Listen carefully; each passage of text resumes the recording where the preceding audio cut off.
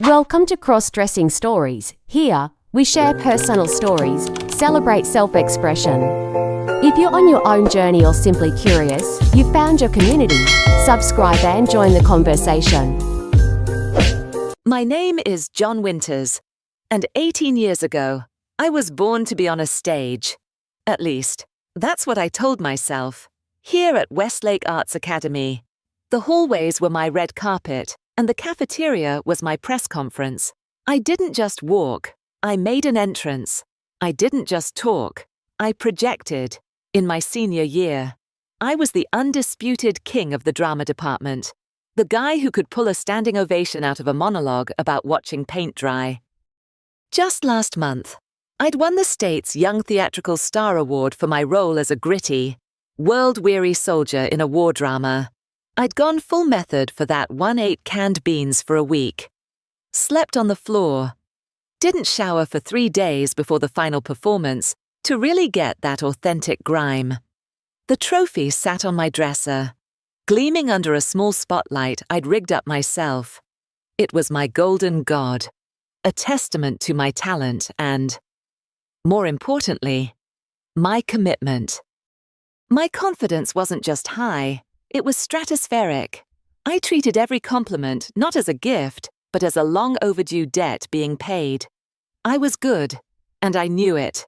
And I made sure everyone else knew it, too.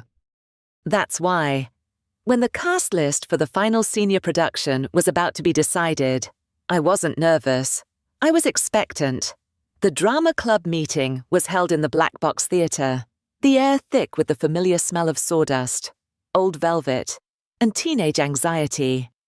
I leaned back in my chair, one leg crossed over the other, radiating an aura of calm I knew was pissing everyone else off. Mary, the girl who wrote most of the plays we performed, sat opposite me. She was the quiet engine of our department, while I was out front soaking up the applause. She was hunched over a laptop, breathing life into characters with words. We'd been a team, in a way.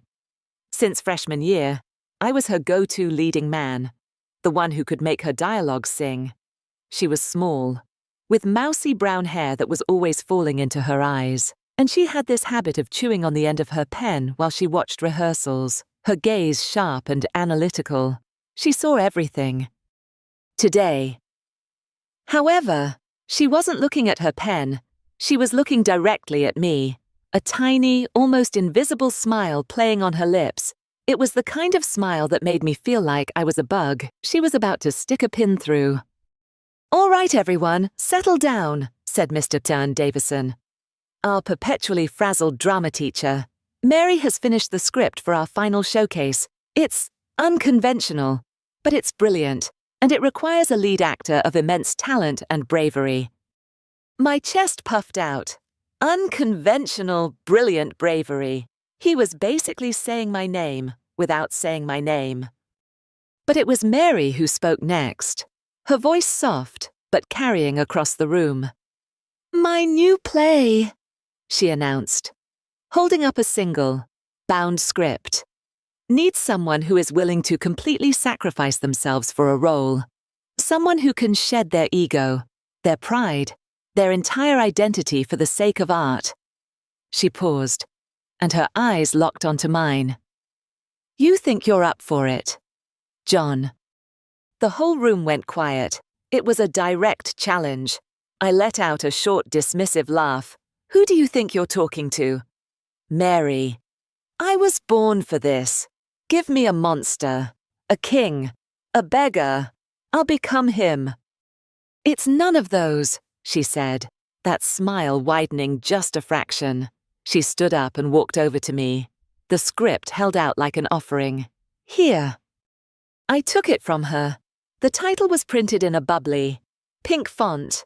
I read it, and my brain short-circuited. "Barbie the Doll Within." My bravado evaporated. I flipped through the first few pages, my eyes scanning the character list, the scene descriptions. My heart, which had been beating with arrogant confidence, now felt like it had dropped into my shoes. "Wait a minute," I said, my voice suddenly a lot less commanding. "The main character." is a living doll. A Barbie doll. I looked up at her, my face a mask of disbelief. You want me to play Barbie high heels, pink dress, talking about slumber parties and dream houses. The other students started to snicker. I could feel the heat rising in my cheeks. This had to be a joke, a prank to knock me down a peg. Mary didn't flinch. Her expression was perfectly serene. She simply tilted her head and said, "The play is about identity, about what it means to be trapped in a perfect, plastic body when you have a real, human soul." She took a step back. "But it's a demanding role. It requires a complete physical and emotional transformation. If you really are the best actor in this school, John, prove it. Or are you afraid?" That was it. The magic word. Afraid. John Winters wasn't afraid of anything, especially not a role. My pride, wounded and cornered, roared back to life. Being laughed at for playing a doll would be temporary. Backing down from a challenge in front of the entire drama club, that would follow me forever. I slammed the script shut and stood up, trying to reclaim my lost swagger. "Fine," I declared, my voice echoing a little too loudly in the small theater. "I'll do it. I'll be the best Barbie you've ever seen." A few people clapped, but most just stared, a mixture of shock and morbid curiosity on their faces. Mary just nodded slowly, her smile finally reaching her eyes. It wasn't a triumphant smile, or a mocking one. It was something else, something I couldn't read at all. "I know you will," she said quietly. I walked out of that meeting with my head held high, the script clutched in my hand like a death sentence. Deep down, a cold knot of dread was forming in my stomach. I had no idea what I had just agreed to. I thought it was just another part to play, another trophy to win. I didn't know that in accepting the role of Barbie, I wasn't just agreeing to act.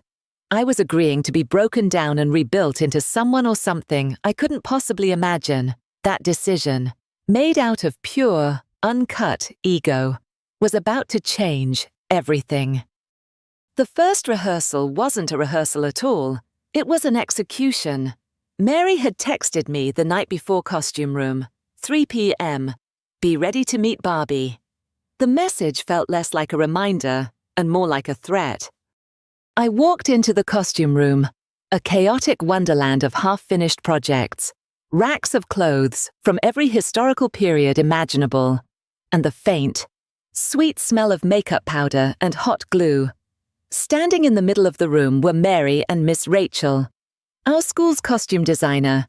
Rachel was a woman in her late 40s, with a shock of purple hair and a measuring tape always draped around her neck.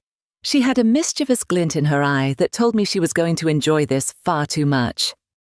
Laid out on a table, as if for a sacred ritual, was my future, a dress of shimmering, almost violently pink fabric, a pair of silver high-heeled shoes that looked like instruments of torture, a cascade of blonde hair that was unmistakably a wig, and next to it, an entire arsenal of makeup brushes, palettes, and tubes.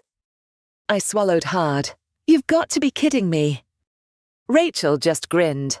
"Honey, we don't kid about costumes. Now, sit," she commanded, pointing to a high-backed chair in front of a large, brightly lit vanity mirror. I sat down reluctantly, my reflection staring back at me, a nervous kid with messy brown hair and the first hints of afternoon stubble on his chin, trying to pretend he was in control. "I look ridiculous already," I grumbled, crossing my arms. "Oh, we're just getting started," Rachel said, her voice full of cheerful malice. She picked up a tube of foundation. "The goal is plastic perfection. No pores, no blemishes, no humanity." Mary stood by, arms folded, watching with that same unnerving calm. "This is part of the process. John, you can't act like Barbie until you look like Barbie. The outside has to change before you can even begin to understand the inside." The next 2 hours were a systematic dismantling of John Winters. It started with my face. Rachel tilted my chin up. her professional gaze scrutinizing my features. "Okay, first things first, that 5 o'clock shadow has to go," she said, handing me a can of shaving cream and a razor. I trudged to the small sink in the corner, feeling utterly humiliated as I scraped away the last vestiges of my masculinity. When I returned, my skin was red and raw. "Better," she declared, and then the real work began. A cold, damp sponge blended foundation onto my skin, erasing every freckle, every imperfection. It felt thick and suffocating, like a mask. She spent an eternity on my eyebrows, plucking stray hairs with a sharp sting, then shaping them into a delicate high arch with a dark pencil. I watched in the mirror as my own familiar. Straight brows were replaced by something elegant and foreign. "I look like a clown," I muttered. "Hush now, you're ruining the canvas," Rachel chided. She moved on to my eyes. A soft brush dusted my eyelids with shimmering pink and pearly white eyeshadow. The cold, precise line of black liquid eyeliner felt like a tiny insect crawling along my lash line. Then came the eyelash curler, a terrifying metal contraption that clamped down on my lashes. And finally, the fake eyelashes themselves. They were long, thick, and impossibly black. When she was done, I blinked, and the new lashes fluttered against my skin, heavy and strange, like tiny wings I couldn't control. "Now, for the lips," she said, holding up a tube of glossy, strawberry pink lipstick. She painted my mouth carefully, defining a perfect Cupid's bow. The lipstick was sticky and smelled sickly sweet. When she was finally done with the makeup, she spun my chair around to face Mary. Well, Mary circled me slowly, her expression unreadable. "It's a good start," she said, "but it's just a painting. We need the sculpture." That was Rachel's cue to move on to the body. First came the underpinnings, a corset. I had only ever read about them. It was a stiff, boned contraption that Rachel and Mary cinched around my torso with surprising strength. I gasped as the air was squeezed from my lungs, my body forced into an unnatural hourglass shape. "How am I supposed to breathe in this thing?" I wheezed. "You're a doll, John," Mary said simply. "Dolls don't need to breathe." Next came padded hip inserts to give me a more feminine curve, and a padded bra that created the illusion of a chest. Then, a pair of sheer silky stockings were pulled up my legs. The sensation was bizarre, the smooth fabric sliding against my freshly shaven skin. Finally, the dress. It was lifted over my head and settled onto my body. The fabric was crisp and rustled with every tiny movement. It was sleeveless, and the corset pushed me into a décolletage that felt deeply wrong. The skirt flared out, a perfect bell of pink. The last pieces were the most transformative. The wig was heavy and hot. It was lowered onto my head, and suddenly, my brown hair was gone, replaced by a perfect, golden blonde mane that tickled my bare shoulders. My own identity was completely buried. Then, the shoes. Rachel knelt and slid the silver heels onto my feet. They pinched my toes and forced my weight onto the balls of my feet. When I tried to stand, I wobbled violently, grabbing the back of the chair for support. I was a newborn deer, all sharp angles and shaky limbs. Rachel stepped back, her hands on her hips, a look of profound satisfaction on her face. "There," she said with a dramatic sigh. "Perfect." She turned me to face the full-length mirror. I stared, but I couldn't find myself. The person looking back at me was a stranger, a tall, slightly awkward girl with too much makeup and a panicked look in her wide, mascara-ringed eyes. The face was mine, but it wasn't. The body was a complete fabrication. I looked like a joke, a life-sized, walking, breathing joke. "I can't do this," I whispered, the sound of my own deep voice a shocking contrast to the image in the mirror. "Everyone's going to laugh at me." Mary stepped up behind me. her reflection appearing next to the blonde stranger. "Let them," she said softly. "Your job isn't to be John Winters anymore. Your job is to be her." She guided me out of the costume room and toward the rehearsal stage. Each step in the heels was a precarious balancing act. The light click-clack of the stilettos on the linoleum floor echoed in the hallway, announcing my arrival. When we entered the black box, the entire cast was there, waiting. A few of them were talking, but they all fell silent the moment they saw me.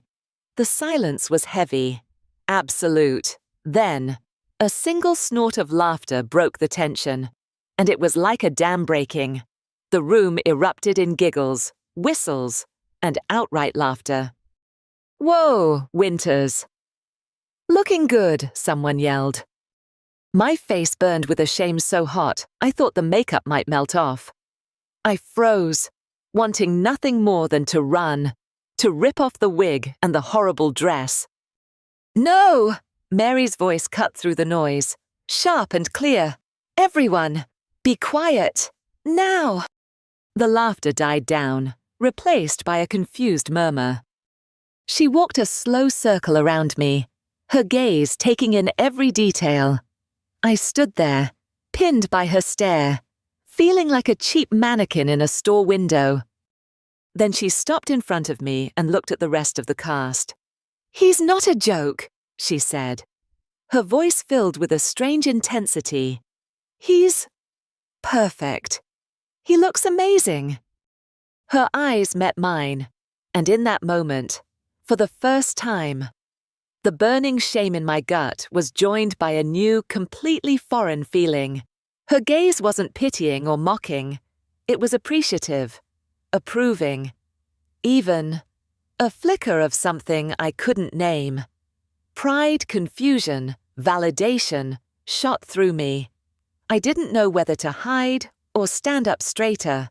For the first time in my life, I, John Winters, the master of the stage, had no idea what to feel.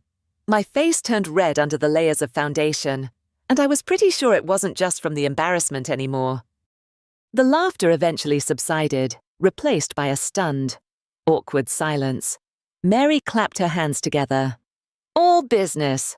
All right, people, we have a lot of work to do. But first, John has some homework." I looked at her, my newly arched eyebrows raised in question. Homework? I thought this was rehearsal. "This is more important than rehearsal," she said, circling me again. "The look is one thing, but the physicality is everything. Barbie doesn't move like you. She doesn't talk like you. She doesn't even sit like you. And if you're going to be her on that stage, you have to be her off of it, too." My stomach dropped. "What are you talking about?" "For the next 2 weeks, until opening night, you are going to live this part," she announced to me, and to the room. "Outside of this theater, you don't have to wear the full costume, but the lessons apply. You need to walk, talk, and behave like Barbie. It's the ultimate acting challenge. John, full immersion."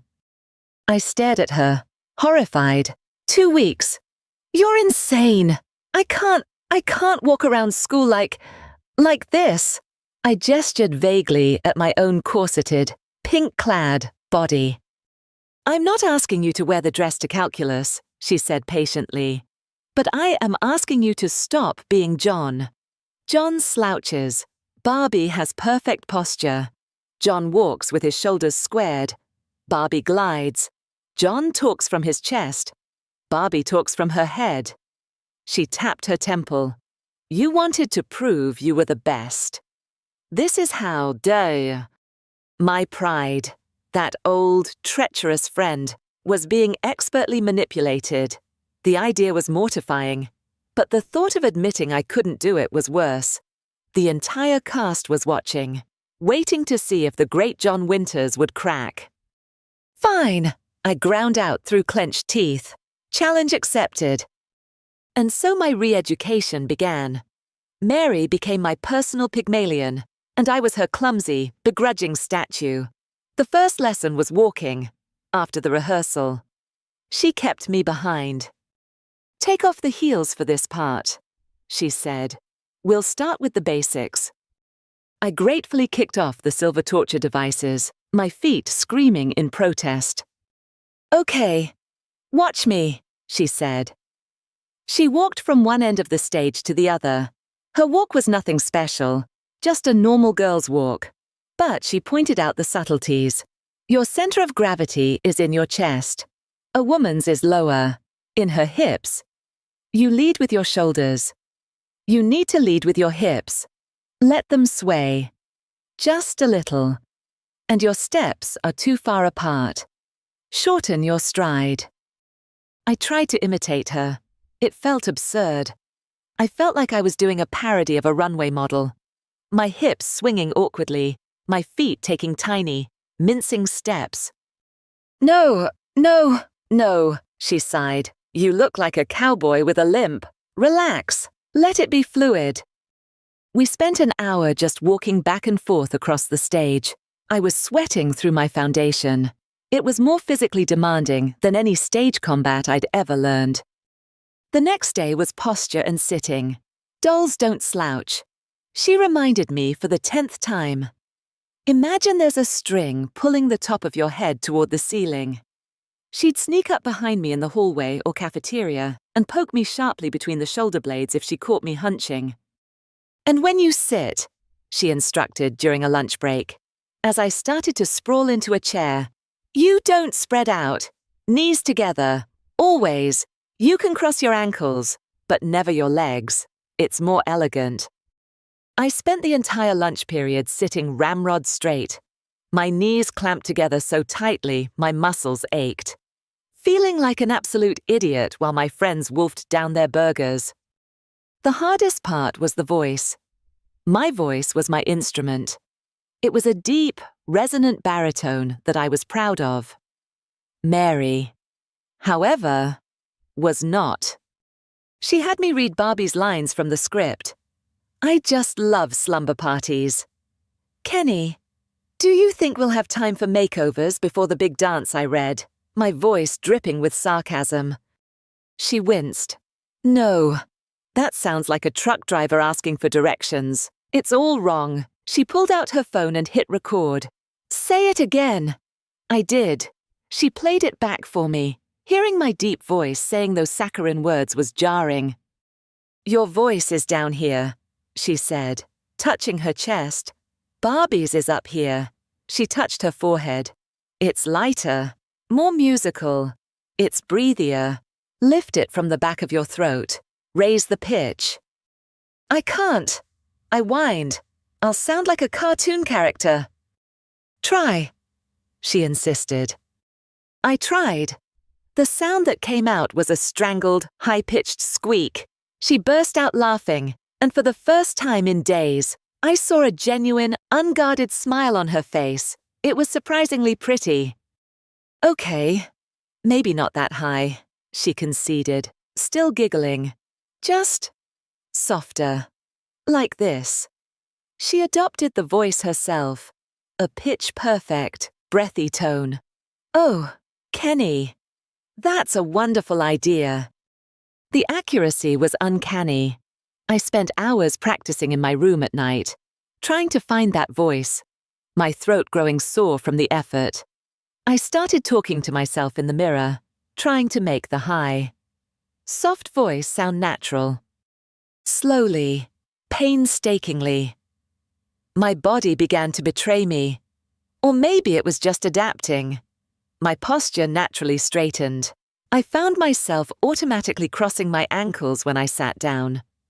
My walk became less of a stomp and more of a controlled glide. The gestures were creeping in.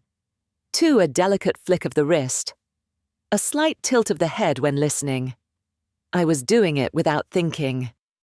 One evening, after a long rehearsal, I came home exhausted.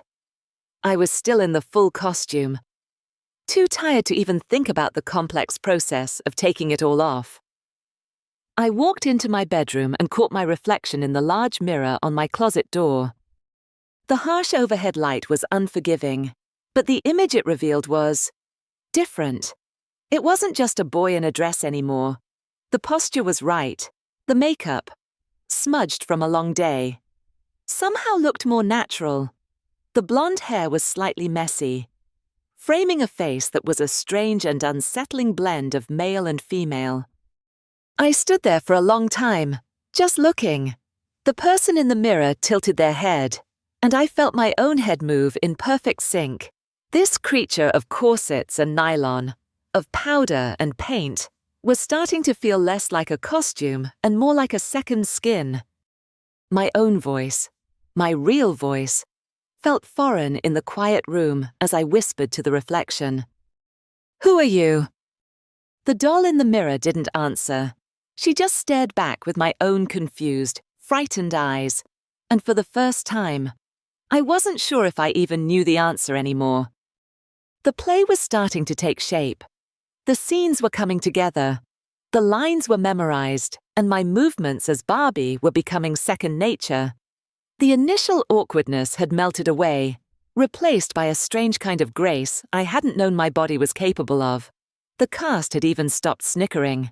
Now, they just watched with a kind of fascinated awe. There was one scene, however, that I was dreading.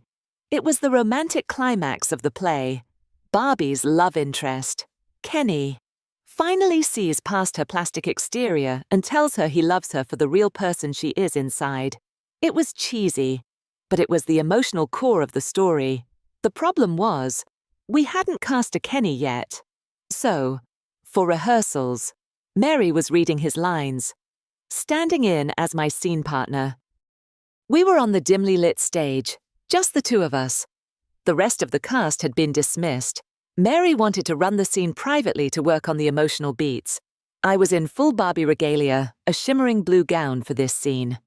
The blonde wig styled in an elegant updo. "Okay, from Kenny's line," Mary said, holding her script. She looked up at me, and her expression shifted. She wasn't Mary the director anymore. She was Kenny, her eyes full of adoration. "Barbie," she read, her voice a gentle murmur. "I don't care about the perfect smile or the flawless hair. I care about what's in here." She stepped closer and gently placed her hand over my heart, on the stiff fabric of the gown. My own heart, which had been beating steadily, gave a sudden, sharp jolt. Her touch was light, but it felt like it sent a jolt of electricity straight through the corset and into my skin. It was just acting. I knew it was just acting. But my body didn't seem to get the memo. "You're so much more than just a doll," she continued, her eyes locked on mine. The script called for Kenny to brush a stray strand of hair from Barbie's face. Mary lifted her other hand and, with incredible softness, tucked a loose blonde curl from the wig behind my ear. Her fingers grazed my cheek, right over the heavy layer of blush. A shiver traced its way down my spine. My line was, "Oh, Kenny." I opened my mouth to say it in my practiced, breathy Barbie voice, but nothing came out. My throat was tight. I was completely lost in her gaze. It was longer than a director's gaze. It lingered. Searching. Curious. The air between us grew thick and heavy. "You're doing a good job." "John," she said, her voice dropping back to her normal tone, her hand still resting on my cheek. "That look in your eyes.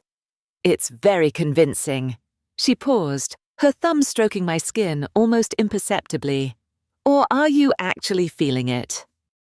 I couldn't answer. I didn't know how. What was I feeling? The character's adoration for Kenny.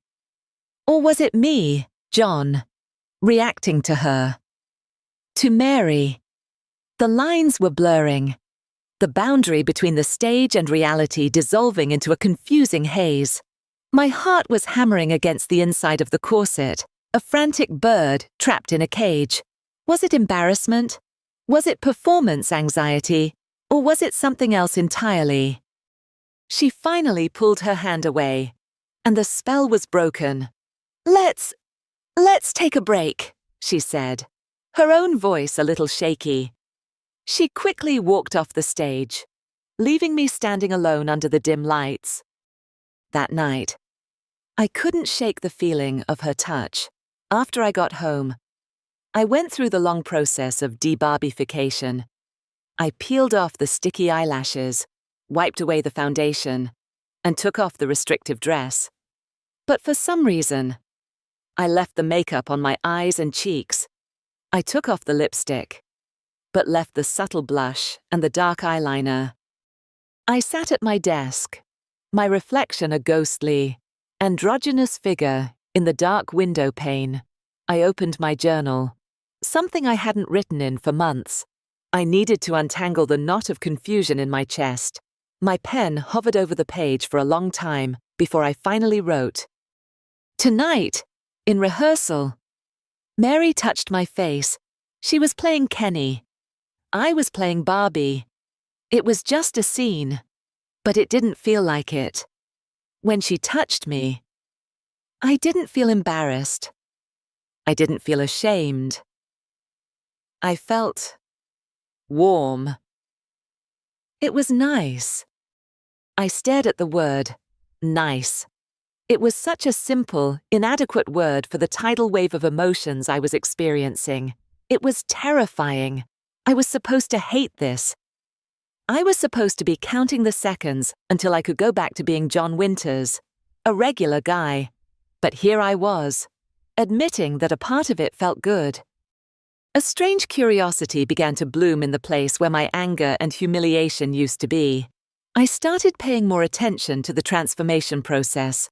I watched how Rachel expertly applied the eyeliner to create a certain shape. I noticed how different shades of blush could change the entire structure of a face. It was an art form, a kind of magic. I found myself lingering in front of mirrors, not with disgust, but with a kind of analytical wonder. I saw how a turn of my head or a softening of my eyes could make the Barbie persona more believable, more beautiful. I was no longer just repulsed by the image. I was starting to want to understand it. I wanted to perfect it. The conflict inside me was escalating. I was a boy who was supposed to hate looking like a girl, but the actor in me was starting to love the power of the illusion. And a deeper, more hidden part of me was starting to wonder if it was an illusion at all. It was inevitable. The rumors started as a trickle and quickly became a flood. In the hallways of Westlake Arts Academy, I was no longer John Winters, the award-winning actor. I was Johnny Barbie. The name was usually whispered, followed by a snicker, just loud enough for me to hear as I walked past. My old friends, the guys from the soccer team I'd quit to focus on theater, didn't know what to make of me. They'd try to talk to me in the locker room, but my new ramrod-straight posture and the way I now instinctively avoided taking up too much space made them trail off into awkward silences. One of them, a loudmouth named Kevin, cornered me by my locker. "Dude, what is going on with you?" he asked, not unkindly. "People are saying you're taking that stupid play way too seriously. You walk like my aunt." "It's called method acting," I snapped, my voice sharper than I intended. "It's called commitment. Something you wouldn't understand." "Commitment to what?" Turning into a chick, he shot back. The barb hit its mark. I felt a surge of white-hot anger. The old John would have shoved him, started a fight to prove my manhood. But the new me, the one conditioned by weeks of Mary's training, did something else. I simply tilted my head, gave him a look of cool dismissal, and glided away without another word. The gesture was pure Barbie, and the fact that it was my first instinct terrified me more than any punch he could have thrown. The anger was real, but it was a confusing, tangled mess. I was furious at the mockery, but a part of me was also furious at myself for... what? For being good at the role, for letting it seep into my bones when I looked in the mirror now, even without the makeup and the wig. I could see her. She was in the arch of my eyebrows, the slight softness in my expression, the way I held my jaw, the feminine part of me, the part I was supposed to be performing. Wasn't disappearing when the curtain fell. It was getting stronger. One afternoon, I was backstage, trying to fix a strap on one of my silver heels, my frustration mounting. I was on the verge of throwing the shoe against the wall when Mary found me. She must have seen the storm on my face. "It's getting to you." "Isn't it?" she said gently. "What do you think?" I retorted, not looking at her. The whole school thinks I'm a freak. I'm losing my mind. I hear my own voice and it doesn't sound like me anymore. She sat down on the prop box next to me. "You know, if this is too much, we can stop," she offered. "We can find someone else. No one would blame you." I finally looked up at her. Her face was full of genuine concern. This was my out. This was the escape hatch I'd been secretly hoping for. I could say yes, and this whole nightmare would be over. I could go back to being John Winters. But as I looked at her, my eyes still lined with a faint trace of today's rehearsal mascara started to sting.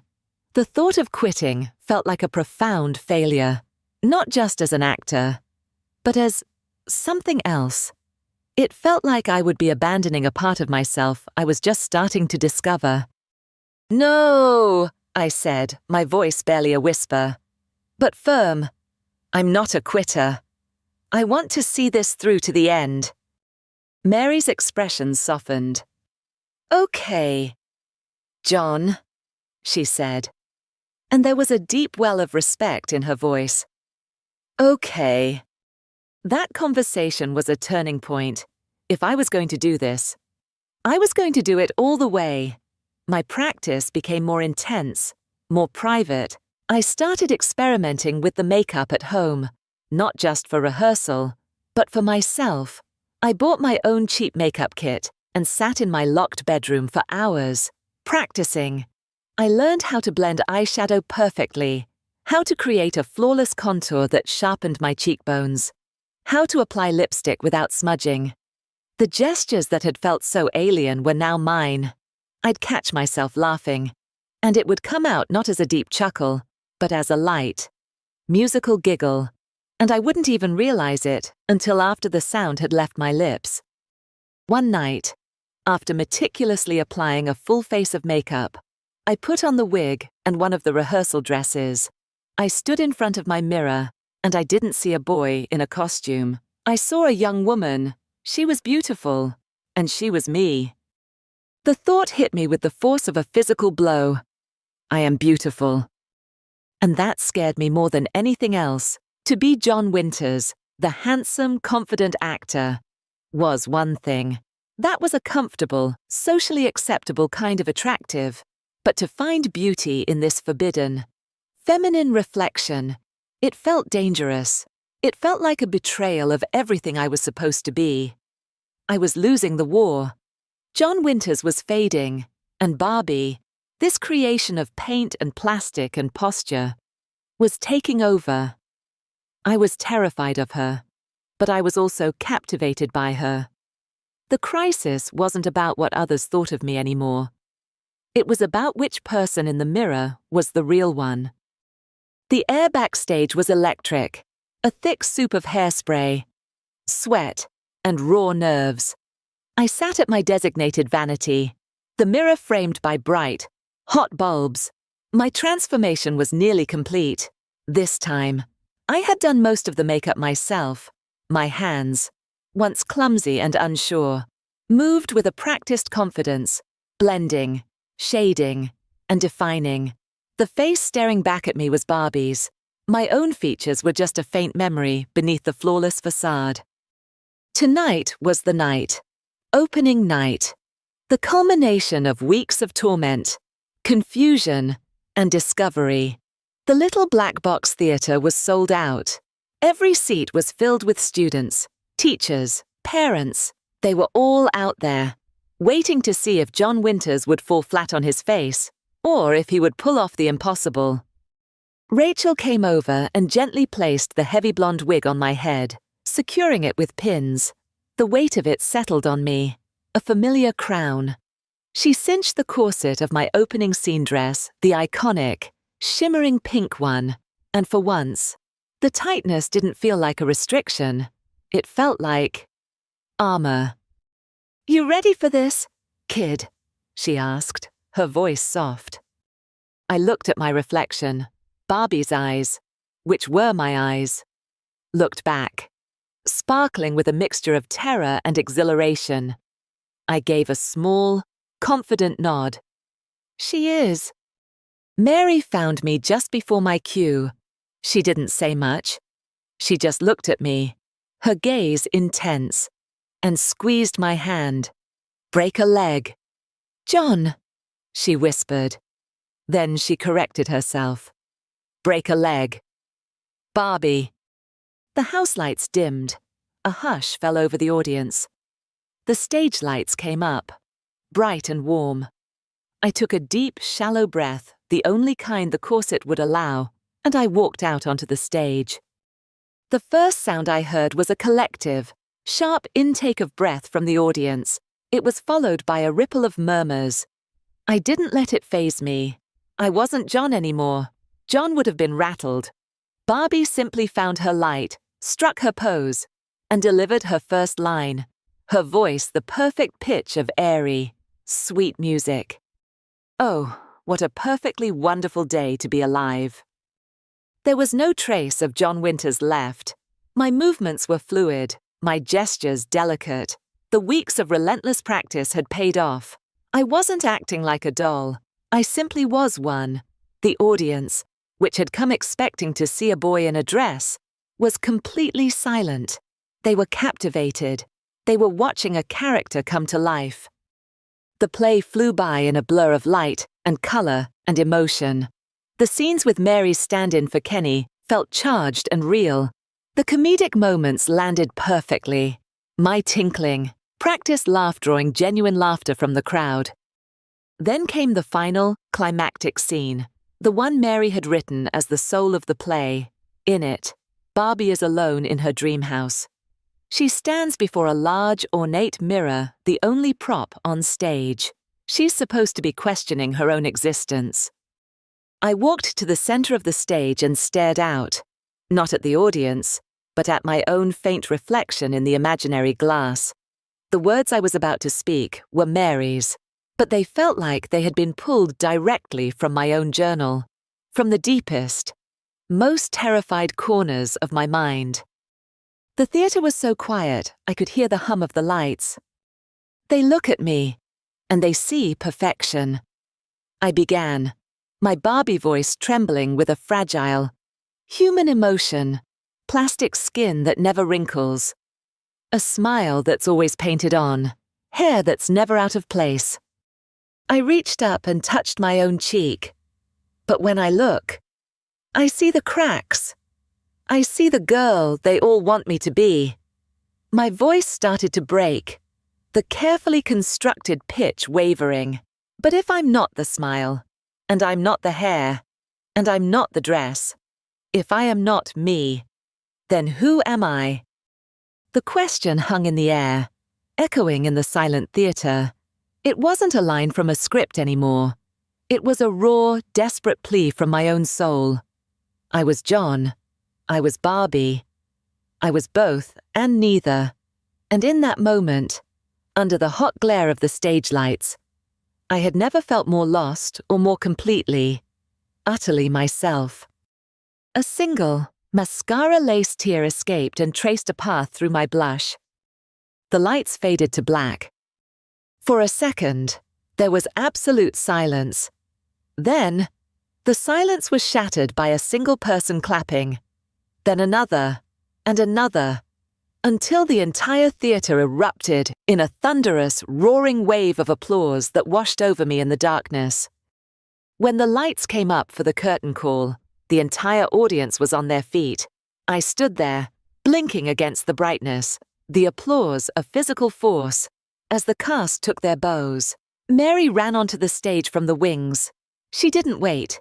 She threw her arms around me, hugging me tightly. The audience roared even louder.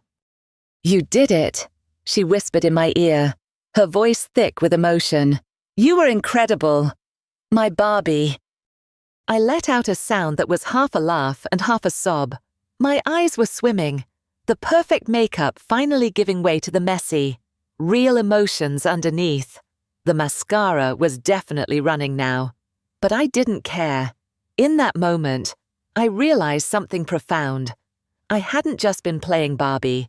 For 2 hours, I had lived her, and a part of her would now live in me forever. The adrenaline from the performance carried me through the cast party in a dizzying haze of congratulations and backpats. People who had been whispering about me in the halls were now shaking my hand, their eyes wide with respect. "I can't believe that was you," was the common refrain. I just smiled, a practiced, perfect Barbie smile, feeling strangely disconnected from it all. By the time I got home, the energy had crashed, leaving behind a profound and hollow exhaustion. The house was dark and quiet. I trudged up to my room, the rustle of the pink gown sounding unnaturally loud. I didn't turn on the main light, leaving the room in the soft glow of the lamp on my nightstand. I sat at my vanity, the same place where I'd first waged war against this persona, and stared at my reflection. The makeup was smudged, the wig was slightly askew, the perfect doll was starting to crack, revealing the tired boy underneath. I felt an overwhelming urge not to scrub it all off, but to just sit there, suspended between two worlds. Slowly, I reached up and unpinned the wig. The weight lifted from my head, and my own short, sweat-dampened brown hair was revealed. It was like taking off a helmet. I placed the blonde hair carefully on its stand. Then, I began peeling off the long spidery eyelashes, one by one, but I stopped there. I couldn't bring myself to wipe away the rest.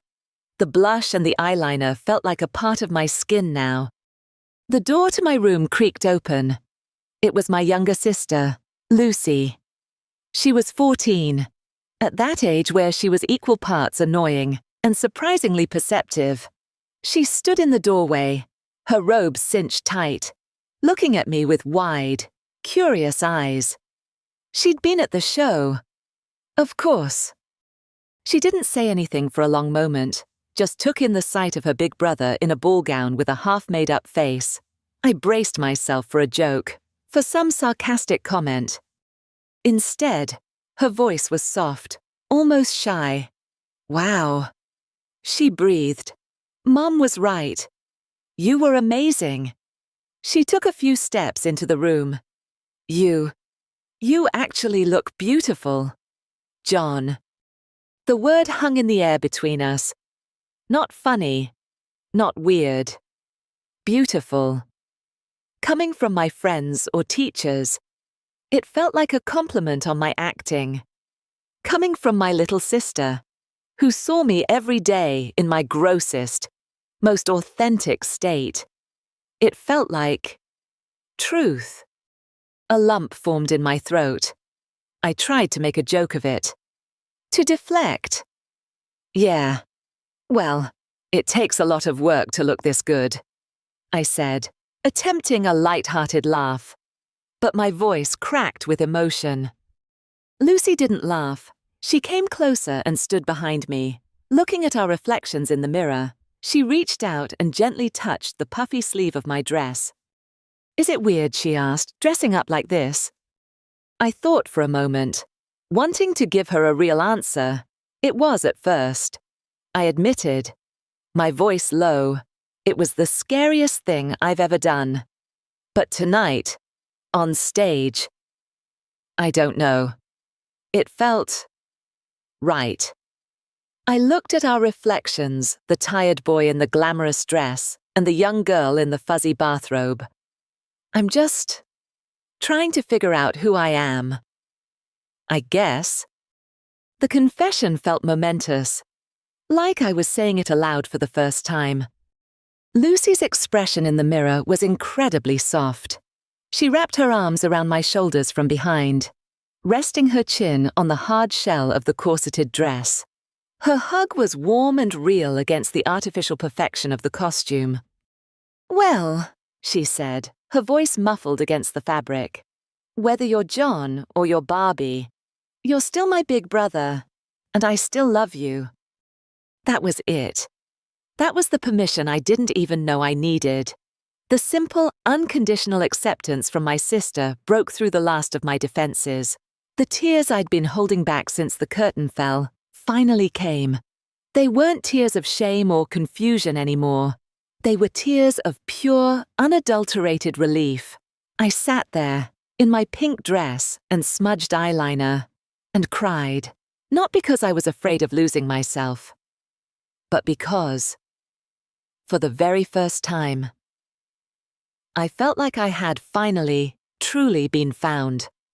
A month passed, the glitter from opening night had settled, and life at Westlake Arts Academy returned to a semblance of normal. The play was the stuff of school legend now. People still looked at me differently in the hallways, but the whispers were no longer mocking. They were curious, respectful. I hadn't lost my crown as the king of the drama department. I'd just traded it for a different, more interesting one. I hadn't worn the dress since that night, but the experience had left its mark. I walked with a new kind of confidence, a quiet self-awareness that had nothing to do with my old arrogance. I hadn't realized how much space my bravado had taken up until it was gone, replaced by something calmer, more solid. John and Barbie were no longer at war inside me.